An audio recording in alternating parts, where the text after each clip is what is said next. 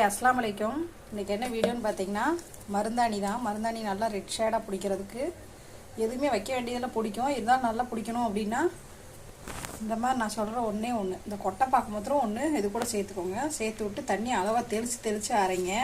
இப்போ பக்ரீத் நோம்பு வர்றதுனால மருந்தாணி வந்து சரி ஓகே இது ஒரு வீடியோவாக போடுவோம் அப்படின்னு சொல்லிட்டு தான் நான் இதை பண்ணுறேன். சூப்பராக பிடிக்கும். ஒரு மாதிரி ட்ரை பண்ணுங்க. மருந்தாணி கையில் வச்சா அதாவது நழுவக்கூடாது, கெட்டியாக இருக்கணும். தண்ணி முடிஞ்ச அளவுக்கு தெளித்து நீங்கள் அரைச்சிக்கோங்க. இப்போ அது வந்து பாக்ஸுக்கு மாற்றிக்கிட்டு வச்சுக்கலாங்க. எனக்கு நைட்டில் மருந்தாணி வச்சா சேராது, அதனால் வந்து நான் பகலில் தான் இப்போ நான் வைக்க போகிறேன். அதிகபட்சம் ஒரு 3 மணி நேரமாவது கையில் இருக்கணும் மருந்தாணி அரைச்சதுக்கே வந்து எவ்வளோ சூப்பராக பிடிச்சிருக்குதுன்னு.